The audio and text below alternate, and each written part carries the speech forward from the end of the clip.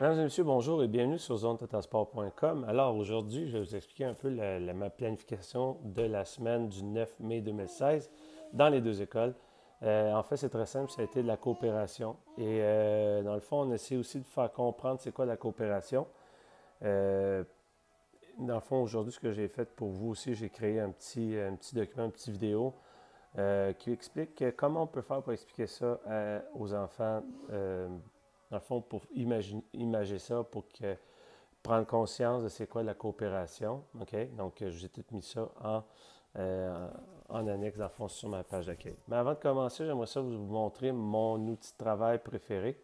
La semaine passée, je vais vous montrer que j'utilisais un agenda sur papier. Mais si vous avez accès à un ordinateur, je vous montre quelque chose que j'affectionne particulièrement et c'est Google Agenda. Donc, pour ce faire, Google Agenda, je vous montre à l'instant ici. OK? Dans le fond, j'utilise, on sélectionne exemple de la semaine du 9.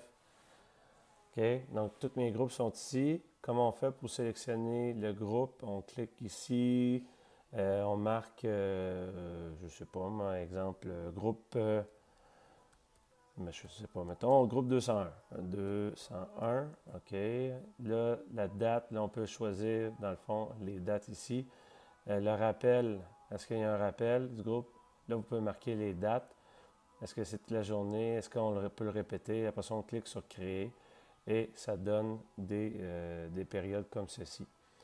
OK? Donc, c'est très pratique. On peut choisir le jour, la semaine en fichant en mois, c'est comme vous voulez, ou en mode planning. C'est à vous de déterminer ça. Moi, j'aime bien en mode semaine comme ceci.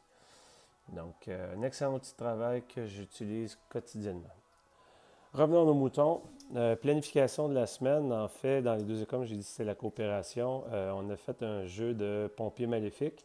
Le pompier maléfique, c'est on peut utiliser un gros ballon de Mikin euh, qui est très, très, très apprécié de la part des élèves. Et ça, c'est un jeu que je pourrais dire qui travaille très bien la coopération, mais en petits groupes.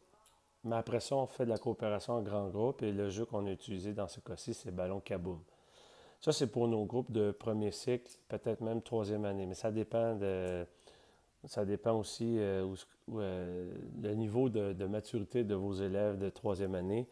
Donc, c'est à vous de déterminer ça. Ensuite, qu'est-ce qu'on a utilisé aussi? On a fait un jeu pour les plus petits, qui s'appelle Le Train, qui est vraiment bien apprécié de la part des plus jeunes. Et c'est ça, celui-là, il travaille le travail d'équipe en très grand groupe. Donc, tout le groupe ensemble. Le but, c'est de faire avancer le gros ballon. Donc, toutes les explications sont sur le site. Et avec les plus vieux, on a fait le jeu des 5 passes.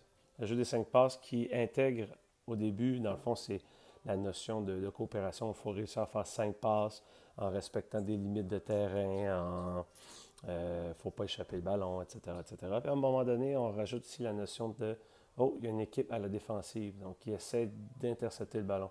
Donc, c'est la base des sports d'équipe. Donc, les jeux des 5 passes qui se transforment éventuellement en jeu de patate chaude. Donc, là, pour cette semaine, on focus plus sur le jeu des 5 passes. Et probablement que dans la semaine du 16 mai prochain, on va probablement utiliser le jeu de la patate chaude. OK? Donc,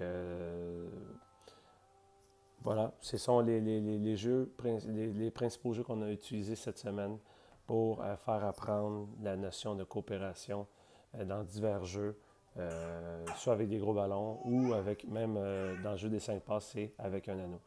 Donc, tout ça sur mon site www.zonetotasport.com. Bonne semaine!